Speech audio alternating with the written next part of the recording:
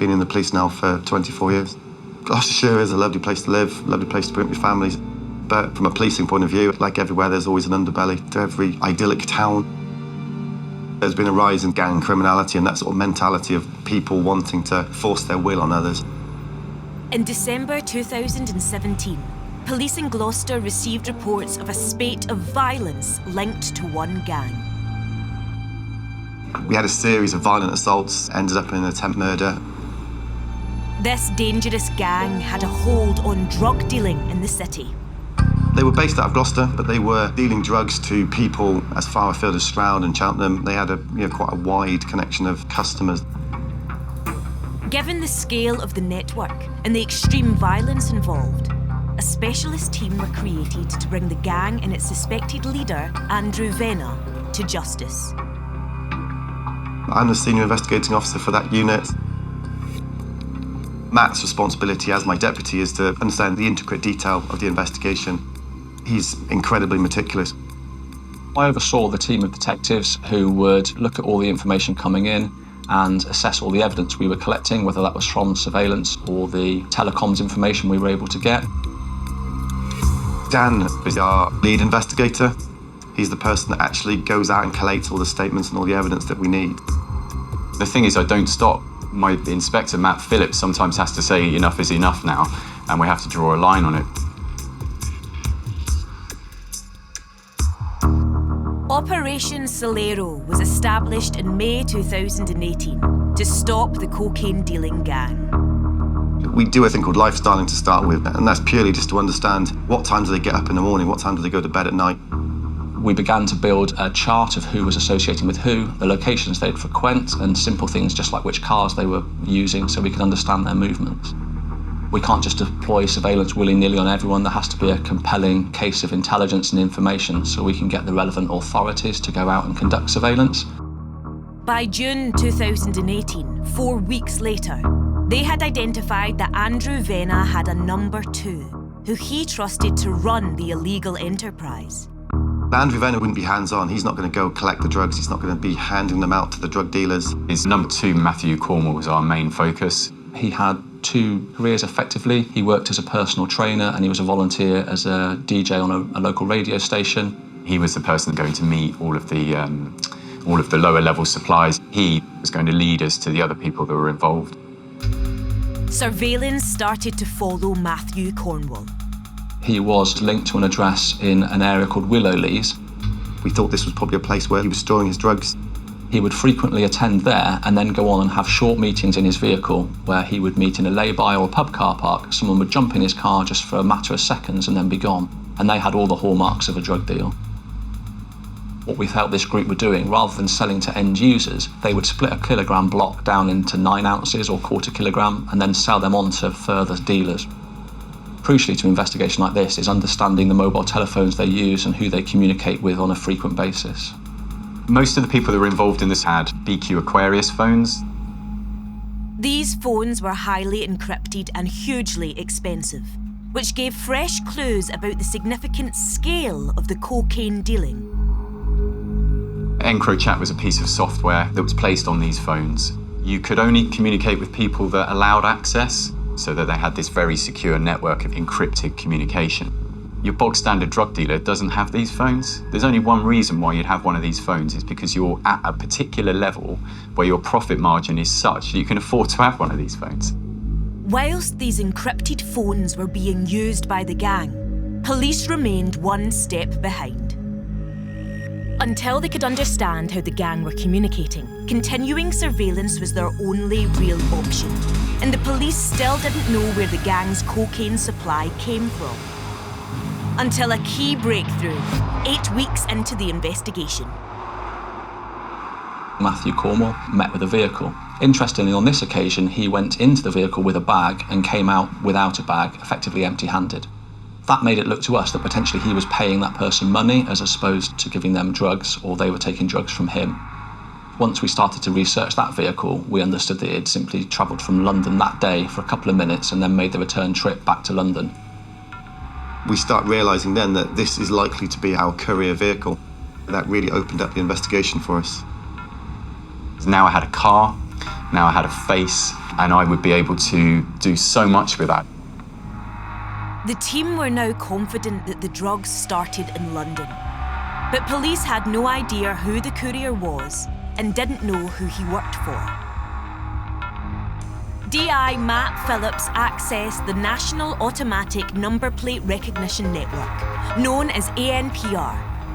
These cameras placed on roads across the country record every number plate that passes by. We began to look at the automatic number plate recognition system to understand where in the country the vehicle travelled. He was using a Citroën D3 or something, a very nondescript car, a little family car. No one's ever going to really think anything of that. And we could see it really travelled across the whole of the southwest on a daily basis. It had all the hallmarks of a classic courier vehicle. We were also able to go back historically to understand how many times he'd been before and what his routines were when he came into Gloucester. Eventually, he was identified as Granit Nanushi, an Albanian male living in London. But the police hadn't identified the man behind this courier, the Mr. Big supplying the Vena gang. And they still didn't have the evidence to link gang boss Vena to any of the cocaine. You don't want to show your hand too early because the criminals will simply change up their routine and you're almost back to the beginning again. If we arrest Matthew Cornwall, someone like Andrew Vena will just find somebody else the next day and the problem will keep going. It became apparent Andrew Vena no longer had access to his encrypted phone. He had to resort back to a normal, what we would call a burner phone, a cheap phone that you can use for a few days or weeks and then throw away. This was a major opportunity for police to link Vena. In October 2018, 4 months into the surveillance operation, there was a second significant event.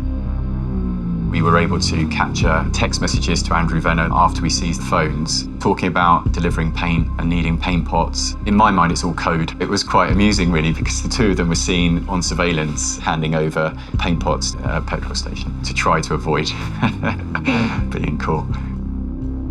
It was the first time the police surveillance operation had caught Andrew Vena handling what they suspected were drugs. The decision above me had been made that we had to move to an arrest phase. It was time that we actually started to take some people out, arresting them and hopefully seizing drugs. At the end of October, and with Vena at last implicated in the crime, police moved to try and build their evidence base by arresting street dealers in the act. The next time that we saw Mr. Cornwall supplying a lower level drug dealer, we were going to take action.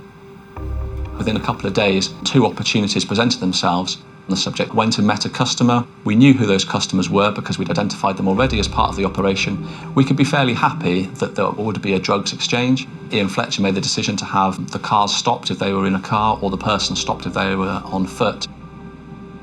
On the first occasion, it was a gentleman who lived in Stonehouse, and he'd met Matthew Cornwall over in Gloucester and was travelling back in his vehicle when officers stopped that car, and he was found in possession of a $1/4 kilo of cocaine. We were starting to gather evidence by arresting people that were being supplied so that we could say to the court that we saw a meeting between these 2 men, and after that we went to stop the person who bought the drugs, and lo and behold, they had drugs on them. We were asking the court to infer that all the other times when we didn't take drugs out, the exact same thing was happening. The pattern is the same. It's so important, the pattern. We identified a person that was operating more in the actual city centre, more on foot. The surveillance team were deployed, and we knew that he'd met with a male, and we had the arrest team ahead and waiting. It's a really delicate and really difficult situation because you don't want to make too much noise. We work really strongly with our tactical operations team. They're overt police officers. They can, if needs be, enforce a stop on a vehicle, so do it very dynamically so people don't have the time to discard drugs or throw their phones away. After 5 months of surveillance on the gang, police had enough evidence to arrest the leader Andrew Vena and his number 2, Matthew Cornwall. Their ambitious plan was to arrest them both and bring everything to an end in one swoop. Operation Solero targeted the next cocaine drop by their London-based supplier. We saw what appeared to be an exchange take place between the 2 of them, and we saw Matthew Cornwall walking back towards the Willerleys flat with bags in his hand. And that's the time when I made a decision that we were going to strike. He goes round into like an outhouse shed area in that address. And very shortly after, a number of police officers come running in and arrest him in possession of what appeared at that time to be a large quantity of cocaine. But there was a problem. While Matthew Cornwall was caught with the drugs, Andrew Venna was with friends and family nearly 60 miles away. Immediately our attention switched to Mr. Venna, who was actually in a restaurant in Cardiff. And so at that point we knew it was important to get him into custody at the same time before he became aware of the arrest back in Gloucestershire. In the restaurant, we used the CCTV to actually show when he was using the telephone. Something had happened to his encrypted device, so he started to use a standard Nokia phone. We could say, without doubt, those calls were being made to speak to the person who was controlling and supplying the drugs from London. So when officers went to identify themselves to Mr. Venna so that they could arrest him, he tried to run away to start with. He ran through a car park and threw a number of mobile phones on the floor, but fortunately the officers were able to catch him and seize the mobile phones, which later gave us a bit of an answer to one of the pieces of the puzzle. Analysis of Venna's phone provided the biggest breakthrough yet. The identity of the Mr. Big in London supplying the cocaine. Initially I called him London A because I didn't have a name, but I had a phone number for him. And that was the number that he was speaking to Andrew Venna on. He used that phone to call the council that he was living in. I identified Eris Hottie. Eris Hottie was the head of the London cocaine suppliers. He was communicating with an encrypted device that was a match to the other devices. There was an information marker so that if he tried to leave the country, we would know and then we'd be able to arrest him. After a 6-month investigation, police had enough evidence to take down both Venna's gang and the London connection who supplied them cocaine. They waited for Eris Hottie to make a move. It was, I think, maybe about 10:30 at night on a Sunday. Got a phone call. It's Luton Police here, and we've got your man. He had 10 grand stuffed in his shoes, really expensive sunglasses, and all like designer gear and everything. I went with the search officers to London, so didn't sleep that night. I came back with all the evidence from the house. I didn't sleep that day. I prepared my interview, didn't sleep then. Went and interviewed him, buzzing the whole time through. Operation Solero seized 2 kilograms of cocaine, but they had evidence of a further 24 kilograms of cocaine, with an estimated value of £1 million. They also found £100,000 in cash. Andrew Venna was sentenced to 12 years and 9 months in prison. Matthew Cornwall was sentenced to 10 years in prison. The Albanian courier, Granit Nanushi, was sentenced to 8 years in prison, and his boss, the real Mr. Big, Eris Hottie, was arrested at Luton Airport and sentenced to over 8 years in prison. I worked so hard to get this guy, and to have him there in front of me was just brilliant. And the work that I put in on that meant that he pleaded guilty in interview. He actually gave me a prepared statement where he said, yes, it was me.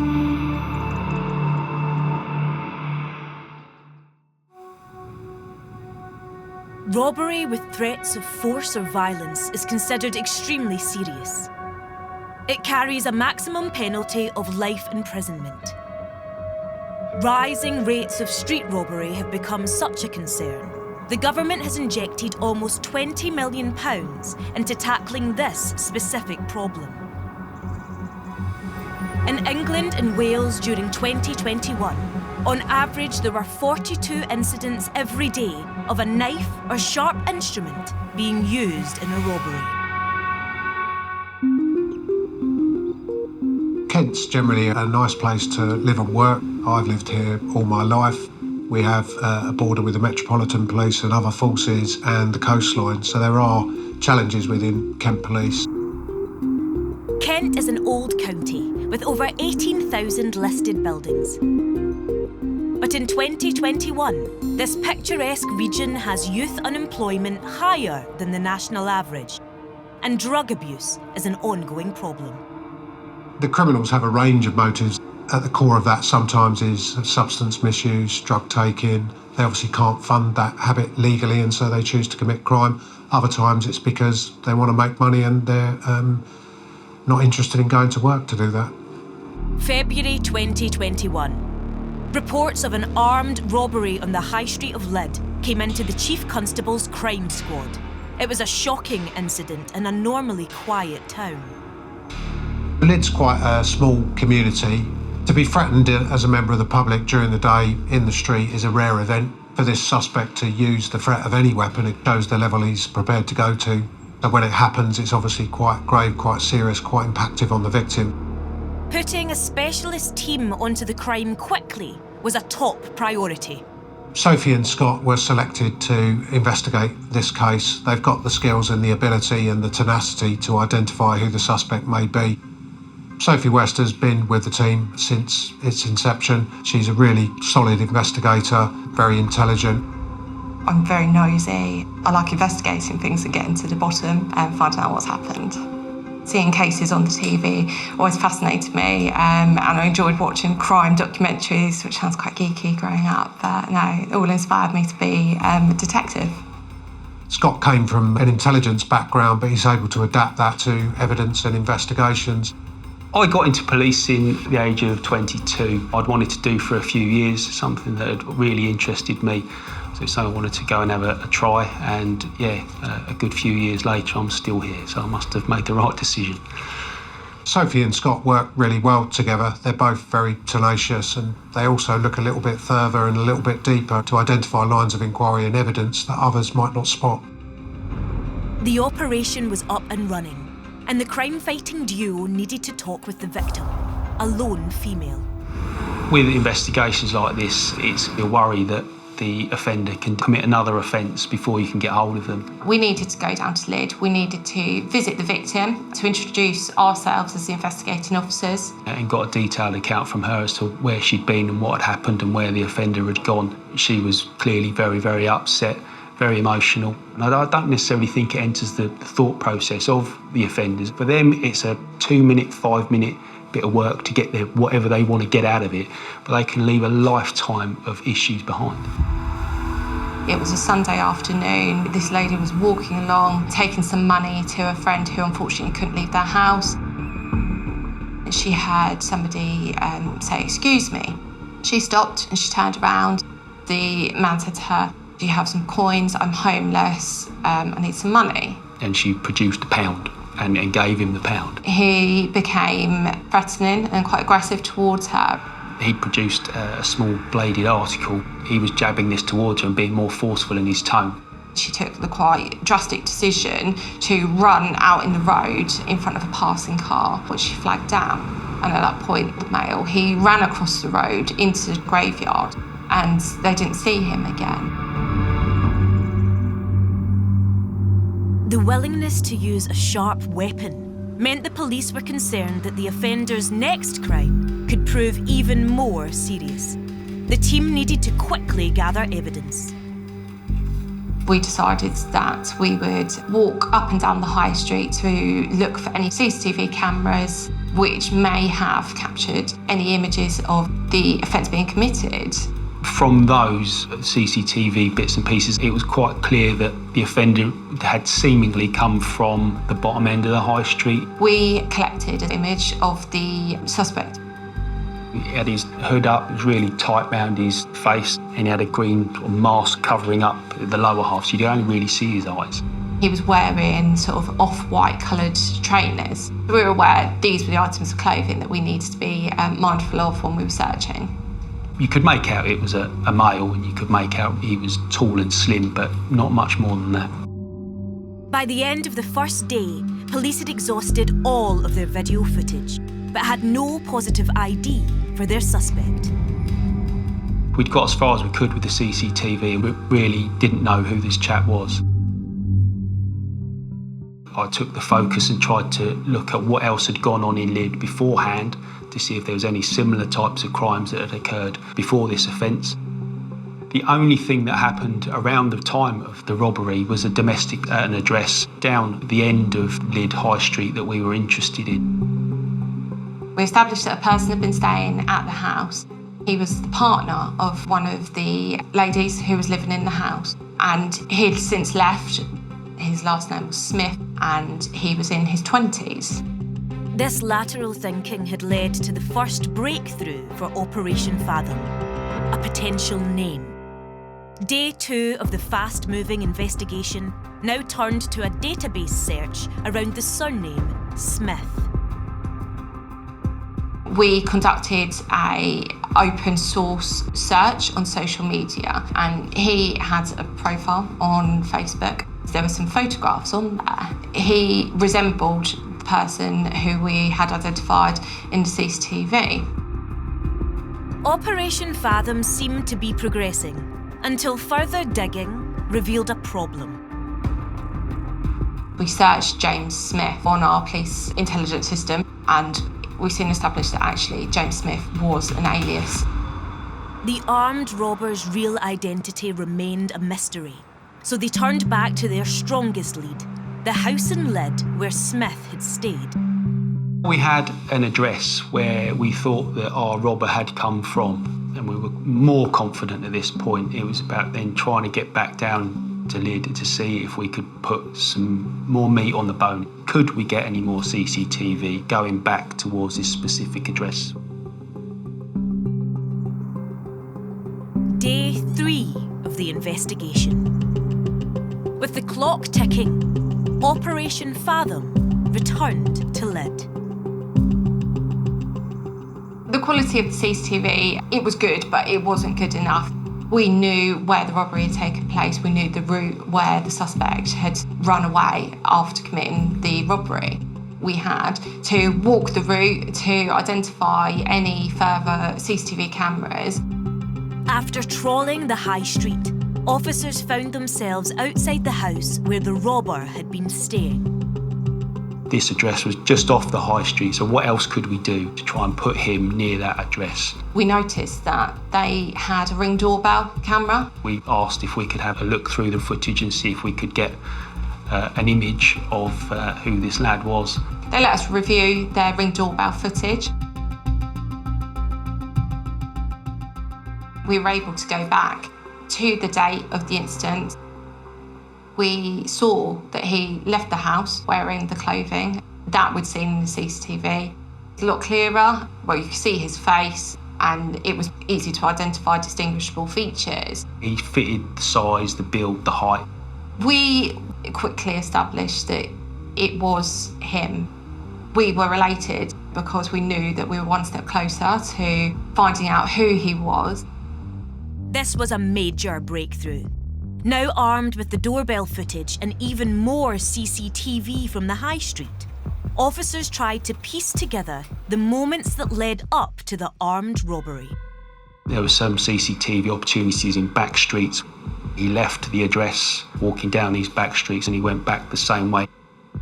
Although we couldn't see exactly where he went, he generally walked into the direction of the address that we were concentrating our efforts on at this point. The case against the unknown suspect was building, and further digging at last revealed what they hoped was his real identity. But arresting him would not be easy. We established that this alias name came back on a search for a person by the name of Christopher Banks. Christopher Banks has previously been convicted of robbery offences. Didn't know where he was, didn't know where he would be. He could have been anywhere in the county, he could have been anywhere in the country, to be quite honest. Then did a little bit of phone work around Banks's phone, and his phone suggested he was living in Chatham. He was then researching addresses and locations in that area through whatever means we can get a hold of. Finally, 8 days after the armed street robbery, the police were ready to arrest Christopher Banks. We established the address of where he might be staying, which was a house of multiple occupancy. And on the 22nd of February, in the early morning, we all travelled up to Chatham. Knocked on the door, covered the front, covered the back, make sure there could be no escape. One of the other residents has let us in, and we've gone up to his room. He woke up and opened the door. Soon after that, he was under arrest. He was transferred to a custody suite and was soon face to face with PC West and PC Drake. Do you know what a robbery is? Taking something that isn't yours without the intention of giving it back by using some method of violence? Initially, Banks was quite confident, if I remember rightly. From what you showed me, it is suspicious why someone's walking down the road with a hood up and their face covered. If I saw that, immediately raise alarm bells. Yeah. What's he doing at this He's probably having a rummage around that one too. Out on the thief is how I would describe his behaviour. You're asking me the questions, I'm going to ask you a question. DNA in the cars. Surely if he's rummaged in two cars... We're here today to talk about the robberies. Is that you in the grey hoodie? No, sir. He looks quite well built in that picture, if you don't mind me saying. Is that you? That's not me at all, sir, no. He refused to accept any involvement in the robbery whatsoever. Who is that male? That male is me, sir, wearing my jacket that I've got on now in custody. And what else? A grey hoodie. A grey hoodie. Without intentionally landing myself in trouble here, I can see a resemblance between me and the person in that video. Let's cut the rubbish. If that's not you, who is it? He denied that this was him despite the strong resemblance, and he suggested that it was somebody else who'd let themselves into the house as and when they please. I don't think he told the truth all the way through the interview. Listen, no, I've got to say my own back, yeah? He's a weed dealer. He's a weed dealer? Yeah. When somebody denies it, it's not a massive issue. If you know your case as well as we knew this one, we didn't need a confession. The evidence was there, it was him. So if he wants to sit and lie to us for an hour, crack on and lie. Banks' refusal to confess meant the case against him had to be watertight. The team waited on the results of the ID parade, which was now crucial. The ID parade was carried out, and one of my colleagues in the ID team called me up soon after and he said, it's a positive identification. Christopher Banks was charged with robbery, possession of a bladed article, and possession of cannabis. At court, he finally confessed by pleading guilty. He was sentenced to 6 years in prison and a further 4 years on licence after his release. To get the outcome was brilliant, and the victim was absolutely over the moon, which is, without sounding too silly, that it is why we do it. To hear her crying, good, happy tears was brilliant. Recent government estimates suggest that over 838,000 people take part in metal detecting. It's a popular hobby. But not all of these detectorists are doing it legitimately. Historic England estimates that nearly 1 in 5 of the country's treasured listed buildings have been targeted by criminals. And metal detecting is one of the favoured tactics.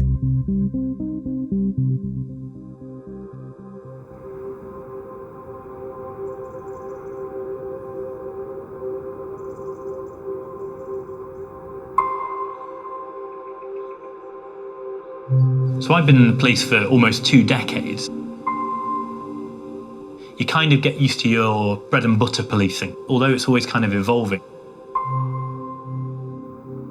In 2020, across Europe, over 94,000 artefacts from illicit excavations were seized.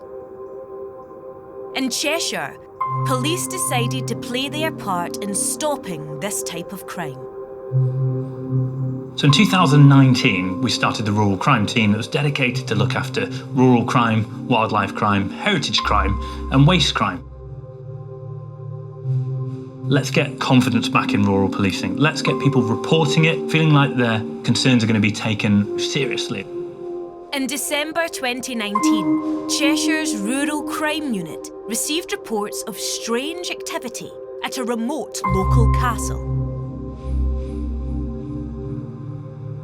One of our fantastic sites, Beeston Castle, was being targeted by nighthawkers. Nighthawkers is this unusual name for those that take out their metal detectors, go out under the cover of darkness and dig up historic artefacts with no permissions in place. The remains of 800-year-old Beeston Castle are perched high on a crag above Cheshire Plain. It's extremely isolated and typical of the historic sites across the country that have previously yielded thousands of pounds of irreplaceable treasure. Where do we even start with this? It's a huge area, it being in a rural location. You haven't got like the CCTV, you haven't got all the other bits that you'd normally get in an urban area. Sergeant Simpson assigned a crack team to tackle this very unique crime. My job as a supervisor is really easy when I've got a really enthusiastic team. They do all the hard work in that sense.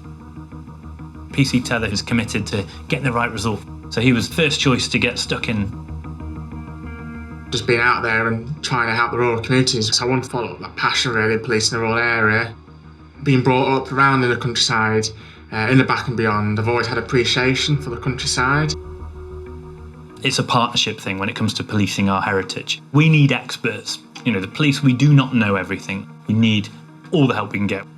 So we go to our partners like Historic England and Mark Harrison. I'm the head of Heritage Crime Strategy for Historic England.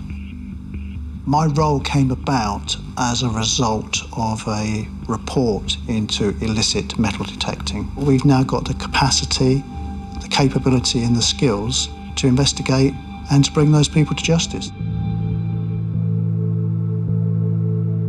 The team's first task was to understand what the thieves had done. We've had training of identifying the work of metal detectorists. It was about 40, 50 holes dug. They were clear spade marks, metal discarded, left by the holes. It was a mess. We don't call burglars Nighthawks, we call them thieves, and that's what these people are. And then we had another report a couple of weeks afterwards of more damage to the site. 75 to 80 holes have been found within the grounds of the castle. And this was a real key bit for us, this pattern of crime sort of occurring at the castle, because we didn't really have very much to go on at that point. Police had no idea precisely what had been taken, and identifying the criminals was impossible without CCTV or witnesses. The team had to wait for the thieves' next move and hope they could respond quick enough. The real concern was, during that time, what could they do with it? They could sell the articles. There was a lucrative black market. We wanted to be that team that recovered stolen treasure from a castle and returned it to them. And we had this phenomenal break. It was the day prior to New Year's Eve. Someone was trying to sell some of the artefacts that we believed had been taken from Beeston Castle. The artefacts included a valuable Bronze Age axe head, the first clue that the stolen goods could have significant financial worth. All holiday festivities were quickly cancelled.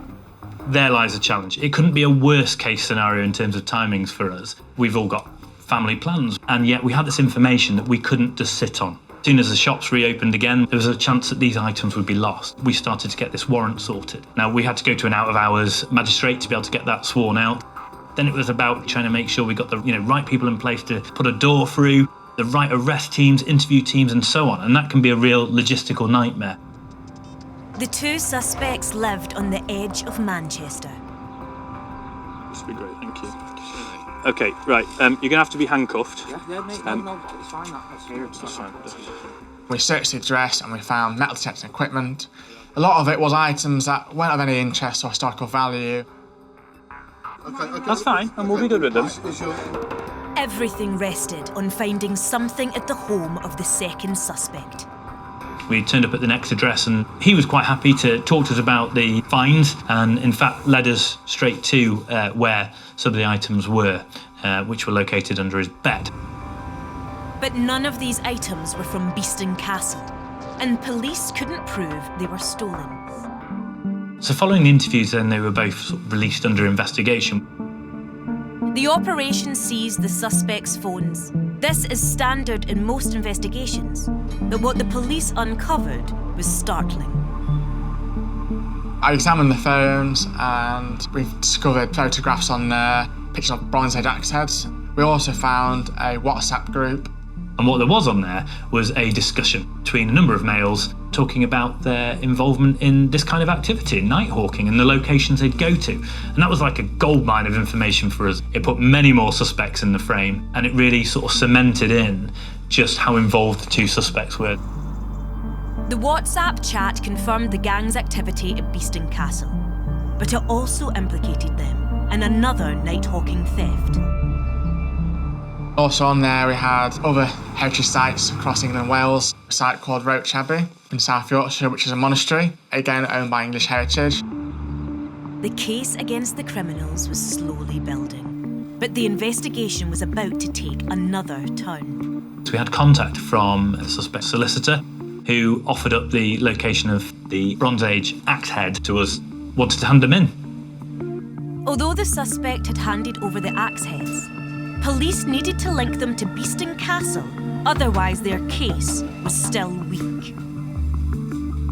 Effectively, we recovered some of the stolen items, but how do you put them to a certain location? We'd done other types of forensic work before, but we'd never done soil analysis. The axe heads were sent to a specialist lab in Swindon for soil analysis. I'm a forensic ecologist, so I use different environmental traces to look at the relationship between potential exhibits and suspects. The Cheshire area is a sandstone area, but Beeston Castle itself sits on this promontory of very red, silty, sandy local geology that's very specific to that area. We took the soils from Cheshire back. We knew that we were looking at a very specific sandy type. And then we looked at the Bronze Age axe heads. And what we wanted to demonstrate is that they hadn't come from somewhere else. My initial gut feeling was that actually, because of the sandy component, there wouldn't be that much adhesion of soils to the object. But actually that wasn't a problem because all of the sand had pushed its way through over time into the base of the object and sort of accumulated. So we had this really nice adhesion of material at the bottom of the axe head that we could look at. I was looking at the two soils and I was comparing them, and there was this moment where I thought, yes, these are the same soils. These Bronze Age axe heads have come from Beeston Castle. They are part of the archaeological landscape there. With the axe heads directly linked to Beeston Castle, 3 months after the first reports came in, Operation Roundhouse was ready to arrest everyone in the gang's WhatsApp group.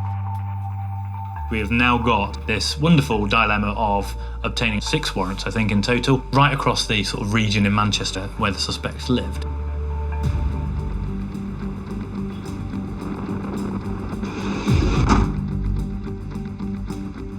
We use the same kind of techniques that we do to get into any property quickly. So we had the rip saws. We had them battering them off the hinges as well. People need to realise this kind of crime is serious, and we're not going to just go and knock on doors politely. We wanted to show just how seriously we took heritage crime. We did find coins, other artefacts that we could link back to Beeston Castle and perhaps some of the places like the one in South Yorkshire as well. Once we got all that together, it was then a chance for us to kind of regroup and get those exhibits back to one location. And when it started coming through the door and people were arriving back with bags of coins and bags of items, it was a phenomenal feeling. There were over 50 items recovered by police. The axe heads alone can sell for hundreds of pounds, but their irreplaceable nature makes it impossible to calculate their true value. 5 men were arrested. At court, they all admitted the charge of theft by finding. The 5 men are now barred from going anywhere near historic sites in England and Wales for 5 years. What we're talking about here is a group of people that have no association with the site at all. They don't own it, they don't manage it. So this was just pure criminal behaviour.